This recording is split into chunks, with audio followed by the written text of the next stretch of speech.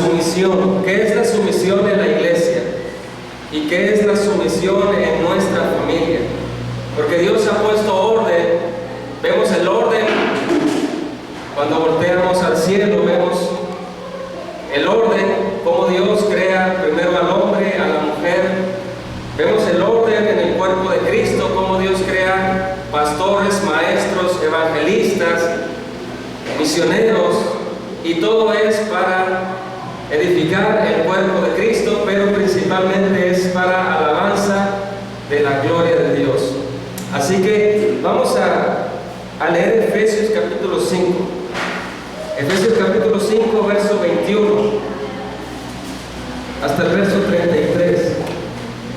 ¿Qué es la sumisión en el cuerpo de Cristo? Y por supuesto, ¿qué es la sumisión en la familia, en las relaciones personales? Efesios capítulo 5, verso 21. Vamos a ver lo que es una sumisión verdadera, bíblica, y lo que es una sumisión carnal, una sumisión falsa. Efesios capítulo 5, verso 21 y verso 33.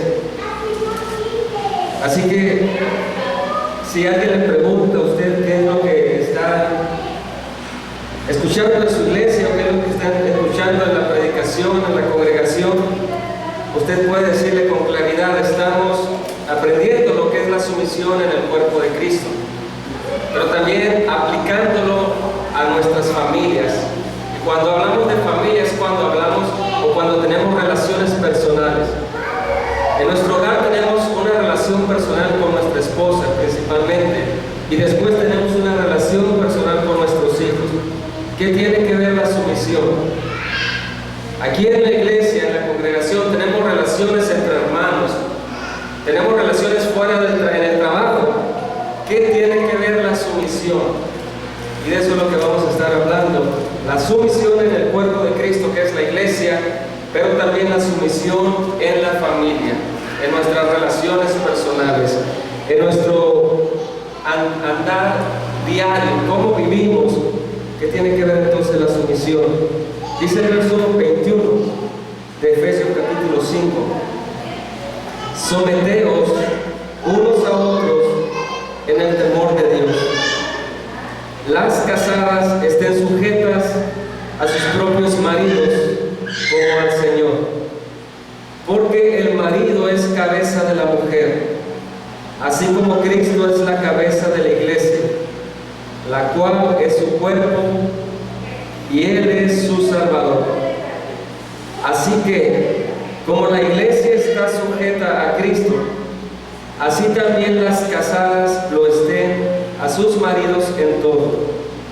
Maridos, amad a vuestras mujeres, así como Cristo amó a la iglesia y se entregó a sí mismo por ella, para santificarla, habiéndola purificado en el lavamiento del agua por la palabra, a fin de presentársela a sí mismo una iglesia gloriosa, que no tuviese mancha ni arruga ni cosa semejante, sino que fuese santa y sin mancha.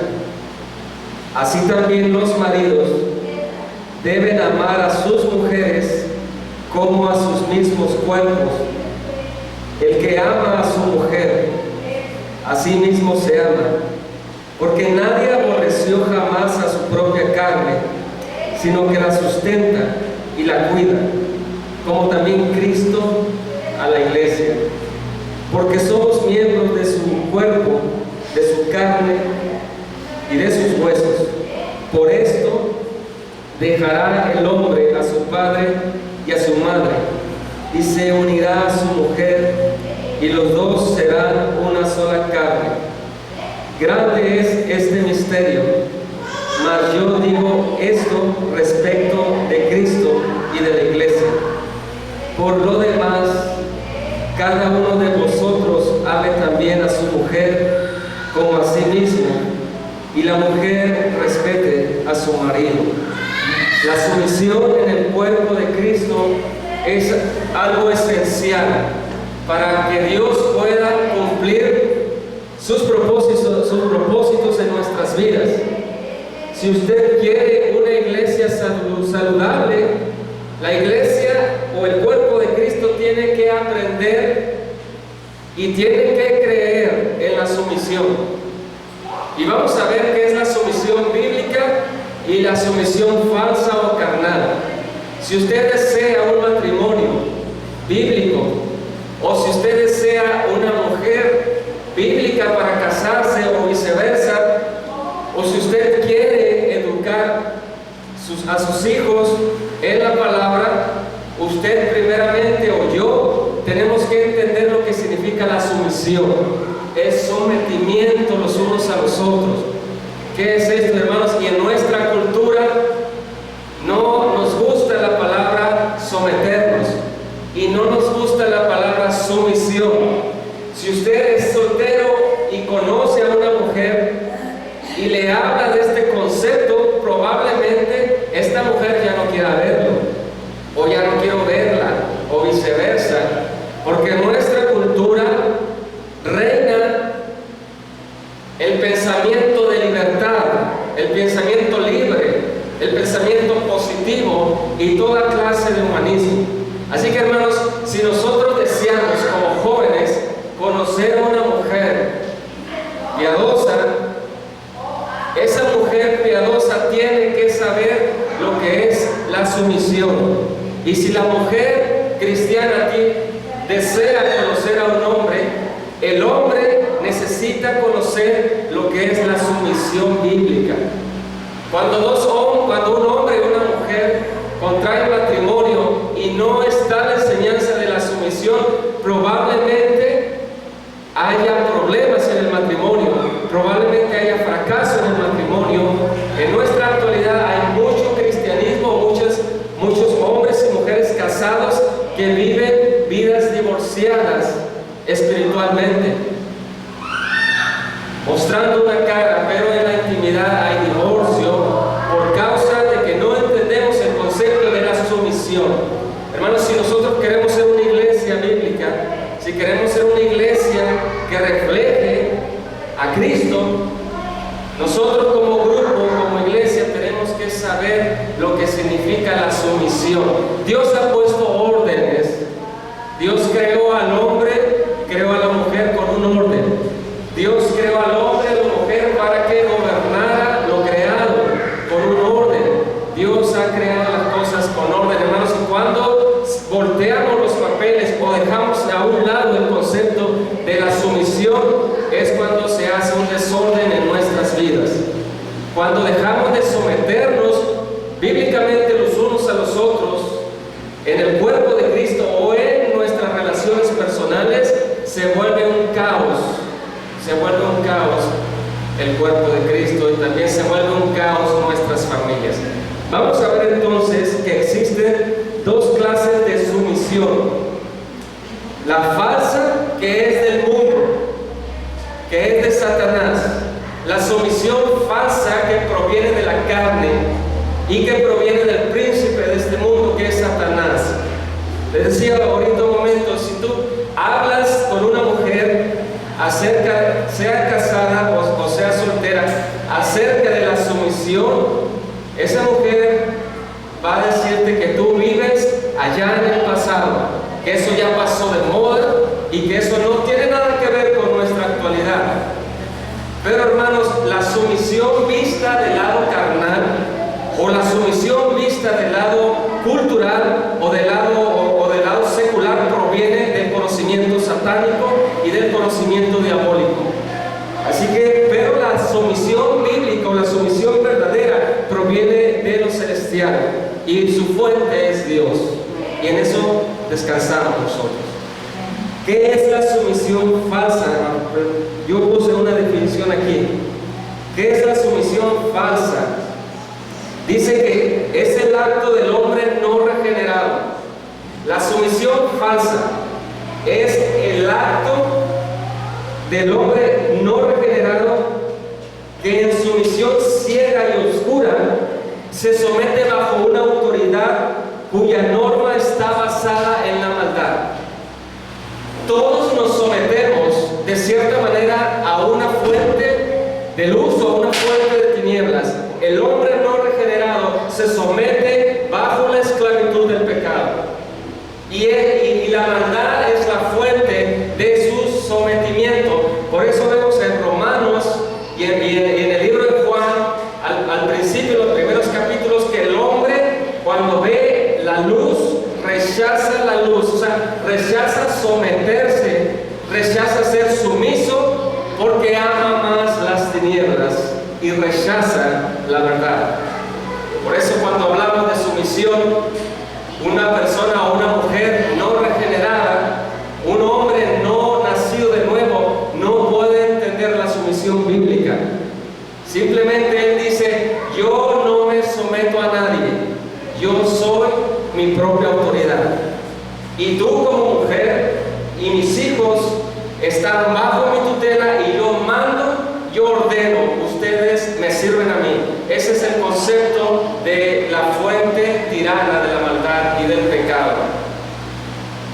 Si ponemos así en un letrero pecado, abajo ponemos al hombre y en medio ponemos esclavitud. El hombre que no ha nacido de nuevo está sujeto o está sumiso al pecado, a la maldad. ¿Cómo yo puedo crear hijos o cómo yo puedo llevar mi relación de matrimonio si reina o estoy bajo autoridad pero pecaminosa? Eso es imposible. Eso es imposible. Pero ¿qué es la sumisión verdadera? Porque incluso en los ámbitos cristianos, cuando se habla de que la mujer tiene que someterse al hombre, salta la carne o salta muchas ideas, es decir, no, hermano, no está tan bien interpretado. Pero vamos a ver lo que sí es la sumisión bíblica. O cuando un líder dice: tú tienes que someterte a mi autoridad, porque es bíblico, tiene sus reservas. Para que yo me pueda someter a alguien, ese alguien tiene que cumplir con ciertas características. Para que tu mujer cristiana pueda someterse a tu marido tiene que cumplir con ciertas características. No nomás es someterse, nomás así. Dios puso un orden, y si lleváramos ese orden, las cosas serían diferentes. Nuestros hogares serían distintos, nuestros hijos serían diferentes. Y hablando de hijos cristianos que se someten a la autoridad de sus padres, hermano, ¿qué es la sumisión verdadera? Es todo acto del hombre regenerado, y todo empieza por ahí. El hombre natural no puede concebir que alguien esté bajo su autoridad. Hermanos, el problema es que la autoridad es soberana sobre todo. No, aunque el hombre decida o haga o quiera hacer, la autoridad está encima de él. ¿Qué es la sumisión verdadera? Es todo acto del hombre regenerado, que en sumisión limpia y verdadera se somete o vive bajo una autoridad cuya norma está basada en la verdad de Dios. Esa es la sumisión verdadera.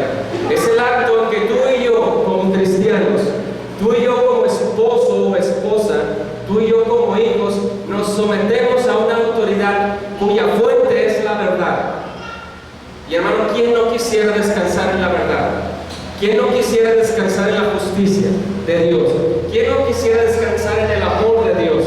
¿Quién no quisiera descansar en la providencia de Dios? ¿Quién no quisiera dejarse caer en los brazos de Dios y no dejarse caer en los brazos del engañador o del maligno? Así que si nosotros ponemos aquí un cuadro, existe el perdón de Dios y existe el cristiano. Y el vínculo es la esclavitud.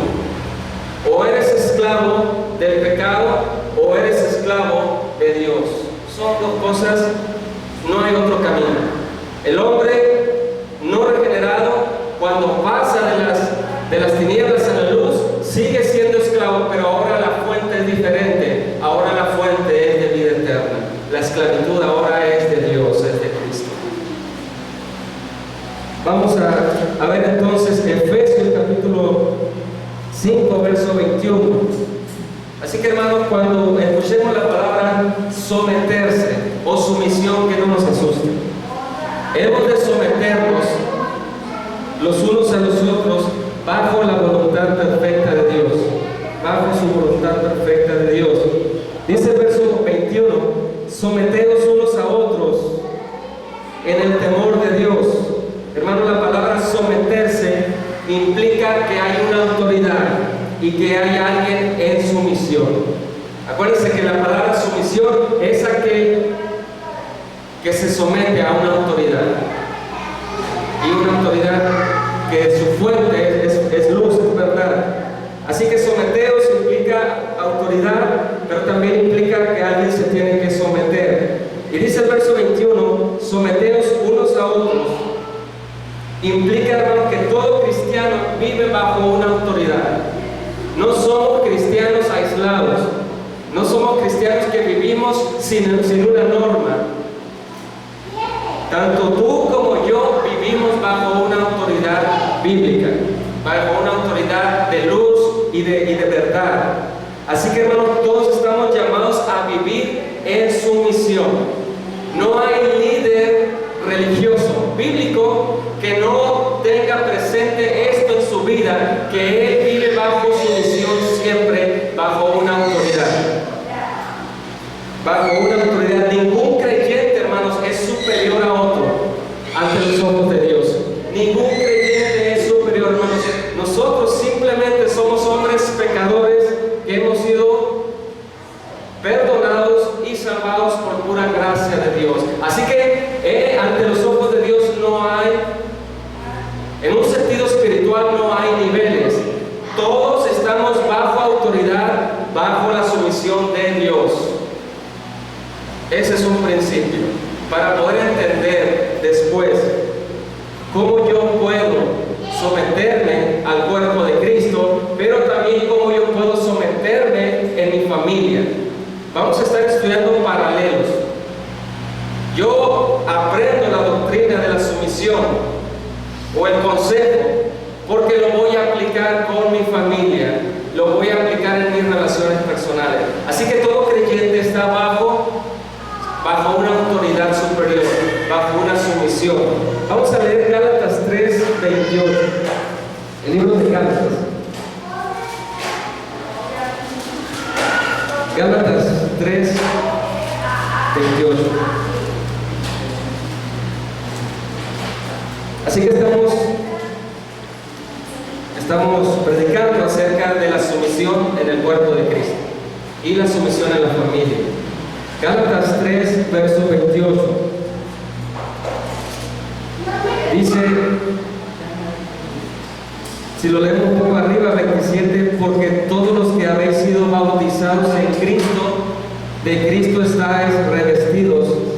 Ya no hay judío ni griego, no hay esclavo ni libre, no hay varón ni mujer, porque todos vosotros sois uno en Cristo Jesús. Todos nosotros somos uno en Cristo Jesús. Este verso o este texto no implica o no está tratando de decir Pablo que no hay diferencia entre un varón y una mujer. Eso no está diciendo Pablo. Tampoco está diciendo que todos tenemos la misma responsabilidad. Tampoco está diciendo eso. Todos los que son uno con Cristo son uno entre sí. Así que este verso, hermano, no niega que Dios ha diseñado o que ha hecho distinciones tanto sexuales como raciales o sociales. Dios ha marcado distinciones. Tampoco no niega que Dios ha establecido autoridad en la sociedad, que Dios ha establecido autoridad en la iglesia y que Dios ha establecido autoridad en el hogar. Hermanos, en el hogar Dios ha establecido que el hombre sea responsable de su esposa y que juntos sean responsables de sus hijos. Y no podemos decir, pero aquí en este texto dice que todos somos uno, así que yo como mujer puedo ser pastora o puedo ser, y empieza, ¿no? empieza. No, hermanos, este texto marca que ante Cristo, ante Dios, somos uno solo en Él, y todos estamos bajo una autoridad bíblica. Muy bien, esto es una igualdad espiritual ante Dios. Vamos a ver entonces cómo yo puedo ser sumisa a mi esposo, o cómo yo como hijo puedo ser sumiso a mis padres, y estamos hablando en el entorno bíblico. Hermanos, porque si fuéramos así, Dios así lo ha diseñado para que haya una armonía y podamos cumplir el propósito que hay en nuestra familia, o el propósito que hay en nuestra iglesia, o el propósito que hay en nuestras vidas. Si somos rebeldes a la sumisión, se desvirtúa el propósito real y principal. Vamos a ver el mayor ejemplo de sumisión, que es Cristo. El mayor ejemplo de sumisión, que es Cristo. Si Cristo no hubiera sido sumiso ante el Padre, no pudiera haberse a lo mejor cumplido el propósito. Pero tenía que ser Dios en la carne, poniéndonos el ejemplo de una alta sumisión. Cristo es igual en todo al Padre, pero fue sumiso en su encarnación. Vamos a leer Filipenses, capítulo 2, verso 5 y verso 8. Filipenses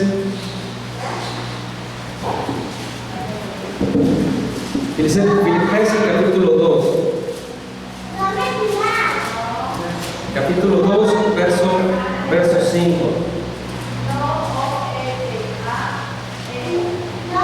Dice el verso 5: haya pues en vosotros este sentir, que hubo también en Cristo Jesús, el cual siendo en forma de Dios, no estimó al ser igual a Dios como cosa que aferrarse, sino que se despojó a sí mismo, tomando forma de siervo, hecho semejante a los hombres, y estando en la condición de hombre, se humilló a sí mismo, haciéndose obediente hasta la muerte, y muerte de cruz. Es el mayor acto de sumisión del Hijo de Dios, ser obediente hasta la muerte y muerte de cruz.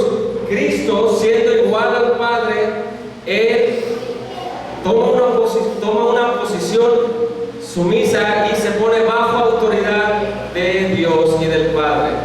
Así que, hermanos, el mayor ejemplo que nosotros tenemos es Cristo.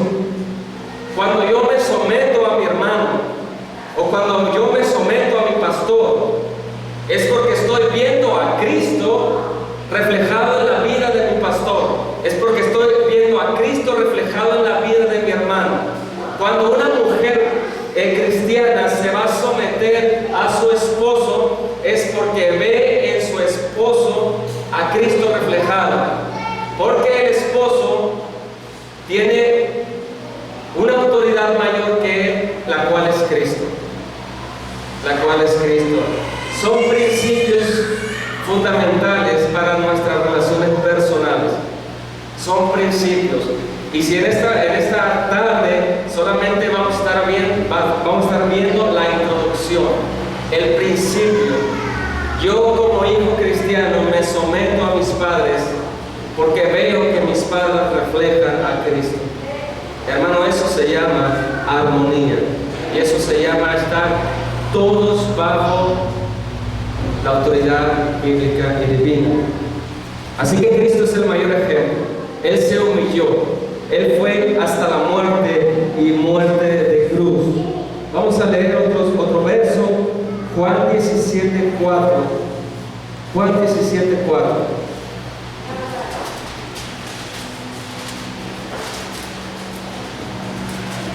Juan 17.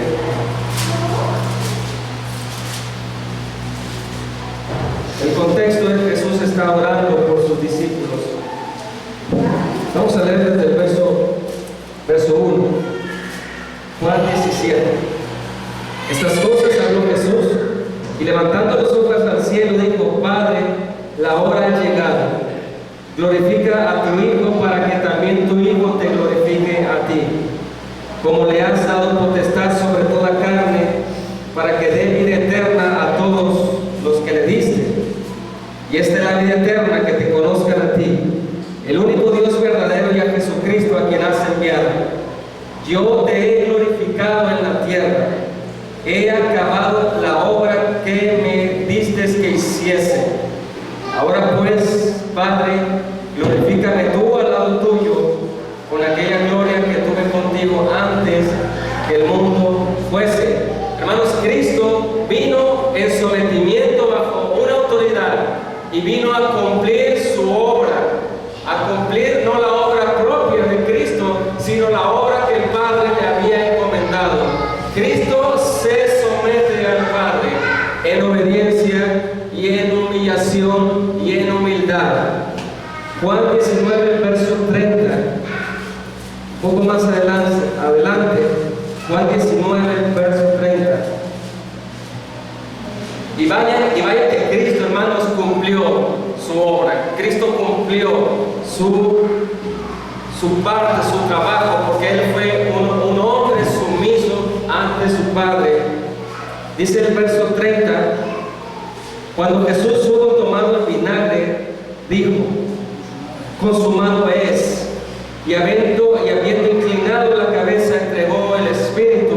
Consumado es. La obra redentora había sido terminada ya por la vida del Hijo de Dios. Consumado es. Hasta aquí se cumple el propósito de Cristo o de Cristo en la tierra, cumpliendo la obra redentora. Cumplió la tarea asignada. La obra de nuestra redención, hermano, quedó completa. El pago total de nuestra deuda quedó en esa cruz pagada. Cristo fue un hombre sumiso al Padre.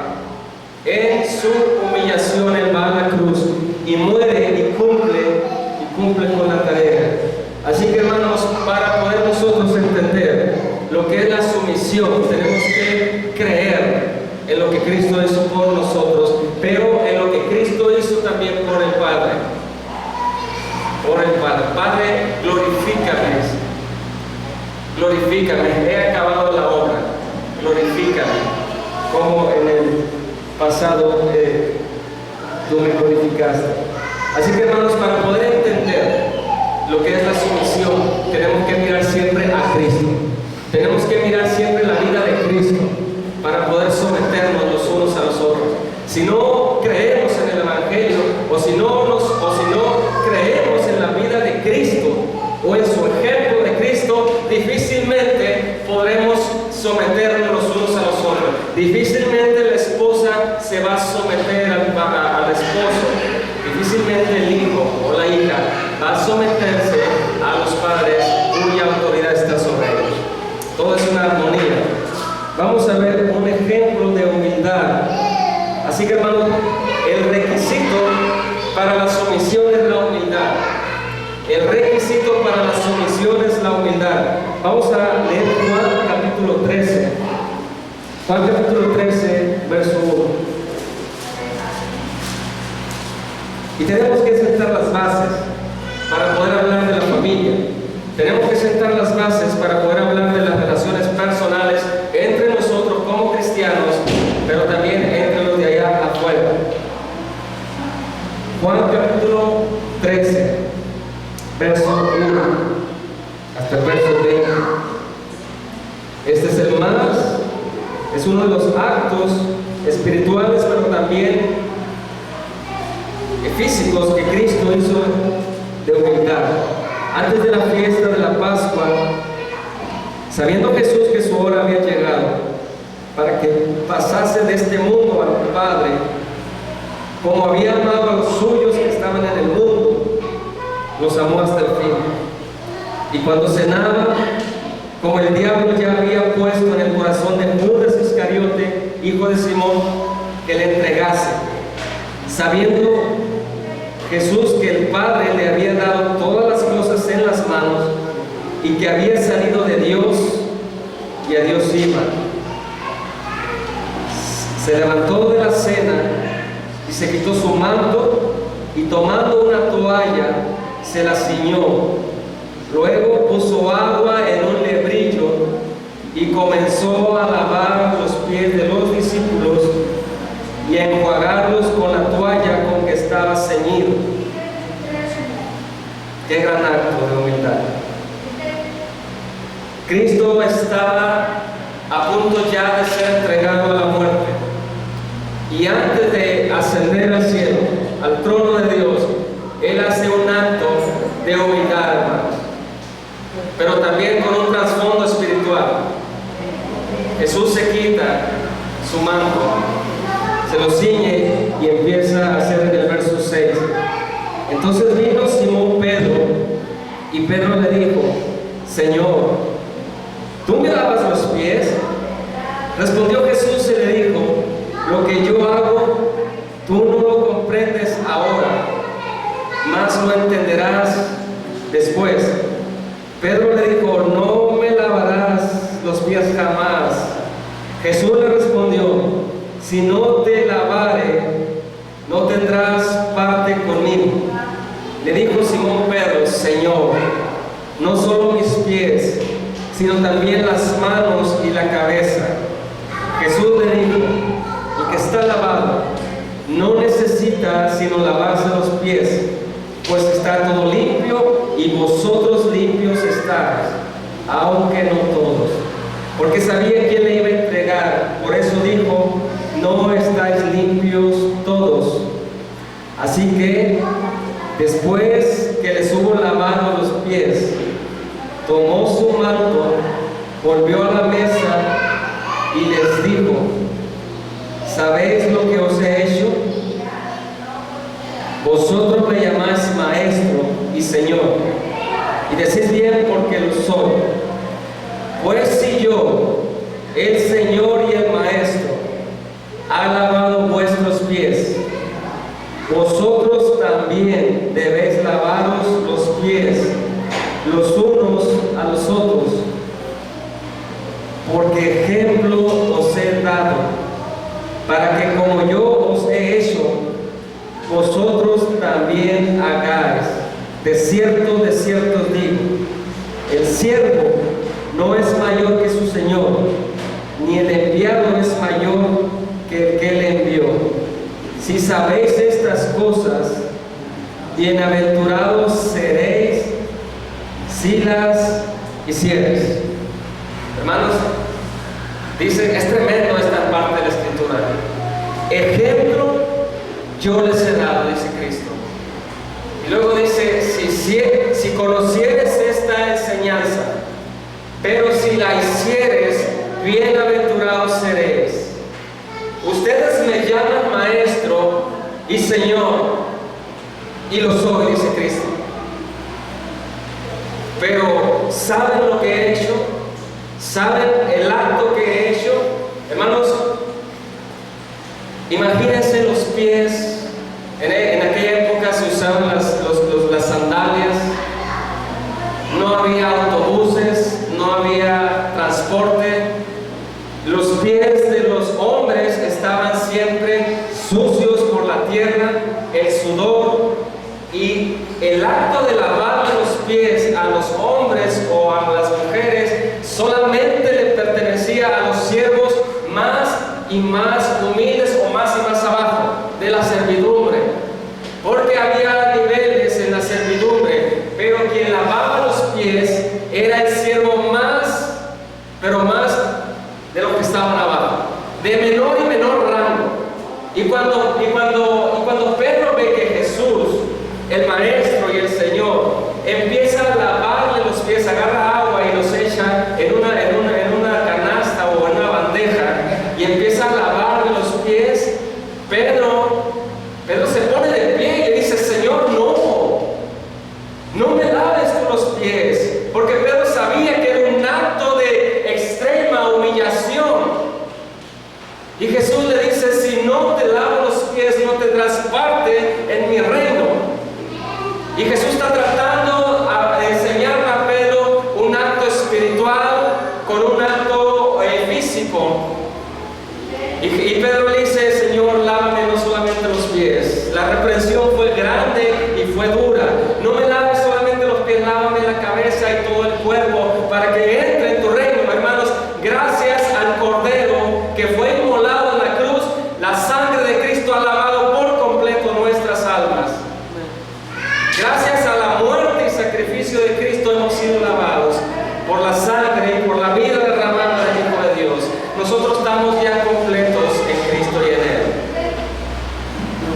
Y cuando Pedro le dice, no me laves tú los pies. Hermanos, en el contexto, Lucas lo cuenta de otra manera, lo escribe de otra manera. Había una discusión entre los discípulos, que quién iba a ser el mayor y quién iba a ser el menor. Y qué gran enseñanza que el mayor de todo el universo le lava los pies a sus discípulos. Hermanos, para poder entender lo que es la sumisión bíblica, tenemos que entender nuestra posición. Y nuestra posición es que estamos bajo una autoridad siempre y que estamos en este lugar para servir. Esa es nuestra posición. El pastor, el maestro o el líder religioso que está en el puesto y desea ser servido, desea ser admirado, desea ser aplaudido, desea ser reconocido, no debe de estar en ese puesto o no es apto para ese cargo. El cristiano que enseña a otro cristiano, si su propósito, su deseo es ser reconocido por cuánta teología o por cuánta Biblia sabe, no debería de enseñar o no debería de hablar. El propósito de enseñar a otro creyente es porque tú eres siervo de ese creyente. El propósito de visitar es porque yo soy siervo de mi hermano y yo voy y lo visito a ver en qué le puedo servir. Y hermano, qué mejor servir es llevándole la palabra de Dios. Si no entendemos bien el concepto de sumisión, no vamos a poder entender bien cómo yo como mujer cristiana me someto a mi esposo cristiano y cómo mi esposo cristiano se somete a Cristo, que es cabeza de la iglesia. En el contexto entonces, hermanos, de Lucas había cierta discusión, ¿quién sería el mayor? Cristo les enseñó no solo un acto de servicio, sino también un acto espiritual. Cristo el Cordero había de morir y había de limpiar nuestras vidas por completo para su propia gloria. Número 2, hermano, entonces, la base de la sumisión. Primeramente, para entender la sumisión tenemos que entender la vida de Cristo.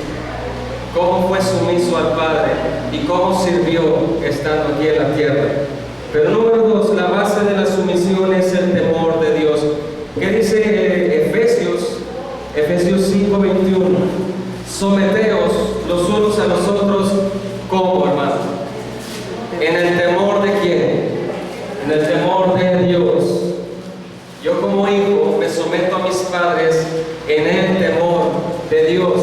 Yo como esposo me someto a Cristo, pero en el temor de Dios. Yo como pastor me someto a Cristo en el temor de Dios. Yo como misionero me someto a Cristo en el temor de Dios. Yo como maestro de escuela dominical, yo como músico, yo como el que hace el aseo, yo como el que sirvo en mi hogar, cualquier acto de servicio, hermano, tiene que estar gobernado con el temor de Dios y con la característica principal de humildad. Cristo nos puso el ejemplo de humildad. La base de la sumisión es el temor hacia Dios. ¿Pero qué es el temor de Dios? Aquí escribí yo algo, puede haber varias definiciones, pero hermanos, el temor de Dios es un sentir de alta reverencia, de maravilla y de admiración hacia Dios. Los hombres no temen a Dios porque no conocen a Dios. El cristiano no teme a Dios porque no conoce a Dios. La iglesia no teme a Dios porque no conoce a Dios. Hermano, el principio de la sabiduría, dice Proverbios, es el temor hacia Dios. Así que, número 2, la base de toda sumisión es el temor a Dios. Los hombres que no temen a Dios es porque no hay autoridad encima de ellos. Pero los hombres que temen a Dios es porque viven bajo cierta autoridad o una autoridad. Solamente vamos a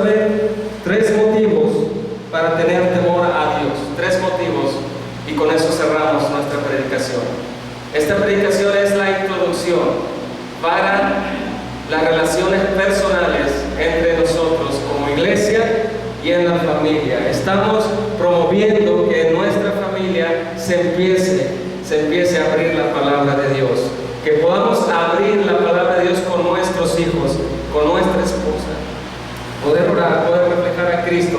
Hermanos, podemos ser una iglesia que dé una cara en las reuniones, pero en el hogar o fuera de la reunión podemos ser diferentes.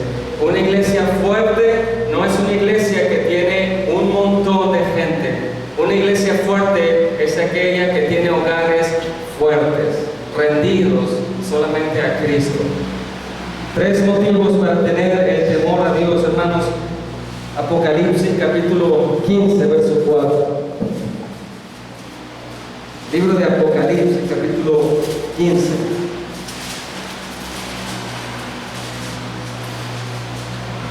Verso 4. Hermanos,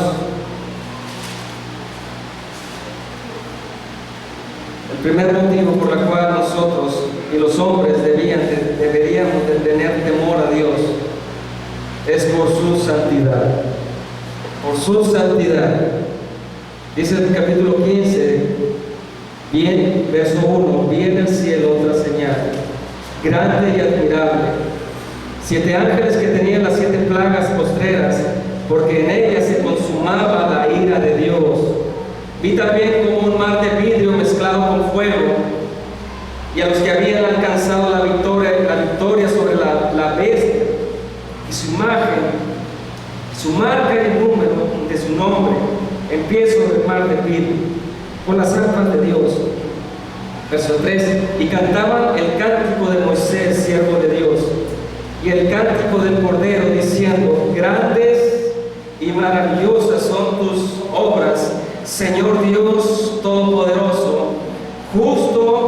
Justos y verdaderos son tus caminos, Rey de los santos. Y la pregunta es: ¿quién no temerá, oh Señor, y glorificará tu nombre? Pues solo tú eres santo, por lo cual todas las naciones vendrán y te adorarán, porque tus juicios se han manifestado. Hermano, la pregunta es: ¿quién no ha de temer a Jehová? ¿Quién no ha de temer a Jehová y quién no ha de glorificar su nombre? Hermanos, la causa principal por la cual el hombre debe de glorificar a Dios y debe de temer a Dios es porque Dios es santo. Dios es un ser único. En Él no hay irrectitud, en Él no hay injusticia. Hermano, Él es luz. Y los hombres deberíamos de temerle a Dios por su santidad, porque Él así es, y su santidad nunca va a cambiar. Aunque todos los hombres nos pusiéramos de acuerdo a que Dios no es santo, no cambiarían las cosas.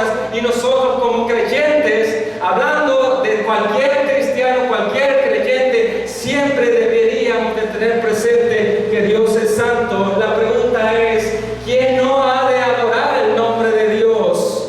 ¿Y quién no ha de temer el nombre de Dios? La respuesta es: todos, porque Dios es limpio y es santo. Él es limpio y Él es santo. La base de la sumisión, hermanos, es el temor de Dios. Y tenemos temor a Dios por su santidad. El hombre natural no puede entender esto ni puede creer. El hombre natural dice: no, mi Dios es bueno, mi Dios es amoroso, mi Dios no va a castigar a nadie. Es más, mi Dios se duele por la pobreza en el mundo, mi Dios se duele por las enfermedades del mundo. Hermano, Dios es santo y limpio en sus juicios, y el hombre debería de temerle a Dios. Segundo motivo por el cual nosotros tenemos que temerle a Dios, Deuteronomio capítulo 10, verso 12. Deuteronomio capítulo 10. La segunda motivación por la cual debe haber temor en nuestras vidas, aparte de su santidad, es la grandeza de Dios. Deuteronomio capítulo 10, verso 12 hasta el verso 14. Deuteronomio, capítulo 10, verso 12. Ahora pues, Israel, y una pregunta: ¿qué pide Jehová tu Dios de ti? Sino que temas a Jehová tu Dios, que andes en todos sus caminos y que lo ames y sirvas a Jehová tu Dios con todo tu corazón y con toda tu alma, que guardes los mandamientos de Jehová y sus estatutos, que yo te prescribo hoy para que tengas prosperidad. He aquí, y por esta razón debemos de temer a Dios por su grandeza. Verso 14.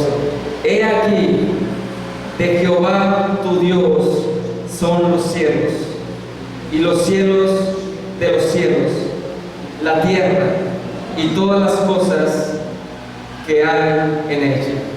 Hermano, la grandeza de Dios debería de hacernos temer a Él, porque dice Moisés: he aquí, de Jehová es la tierra que tú pisas, de Jehová es el cielo que tú ves, de Jehová es tu cuerpo, de Jehová es tu hija, de Jehová es tu casa, de Jehová es tu carro, de Jehová, a Jehová le pertenece el aire, a Jehová le pertenece la naturaleza, a Jehová le pertenece todo, todo, todo. Por eso, por su grandeza, deberíamos de temer a Dios, porque todo le pertenece a Él. Y a veces nosotros somos dioses falsos en nuestras vidas,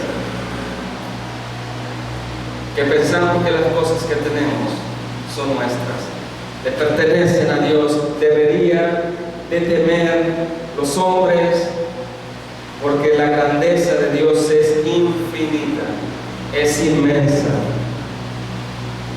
Volvamos otra vez a lo mismo: como ellos no tuvieron o no quisieron reconocer a Dios, dice Romanos, Él los entrega a su inmundicia. Hermano, el temor, no hay temor de Dios delante de los hombres. Es una característica de los hombres no regenerados. Tercera y última, motivos para tener temor a Dios. Salmo 130, verso 1. Para finalizar, Salmo 130. Tercera razón por la cual temer a Dios. Salmo 130.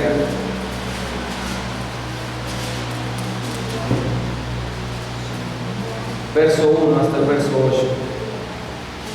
De lo profundo, oh Jehová, a ti clamo. Verso 1 del Salmo 30. Señor, oye mi voz, estén atentos tus oídos a la voz de mi súplica. Jehová, si mirares a los pecados, fíjese, hermano, ¿quién, oh Señor, podrá mantenerse?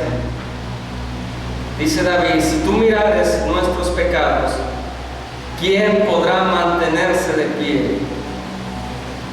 Ninguno, hermano. Verso 4. Pero en ti hay perdón. ¿Para qué, hermano? Para que seas reverenciado. Tercer motivo por lo cual debemos de tener temor a Dios es porque nos ha otorgado su perdón a través de la vida de Cristo. Dice el verso 5: esperé yo a Jehová, esperó mi alma, en su palabra he esperado. Mi alma espera a Jehová, más que los centinelas a la mañana, más que los vigilantes a la mañana. Espera Israel a Jehová, porque en Jehová hay misericordia y abundante redención con él, y él redimirá a Israel de todos sus pecados. El verso 4 dice: pero en ti hay perdón. ¿Para qué, hermanos? Para que seas reverenciado. El perdón de nuestros pecados no solamente es para entrar al cielo, no solamente para darnos vida eterna, hermano. El perdón de Dios no solamente es para que no fuéramos arrojados justamente a condenación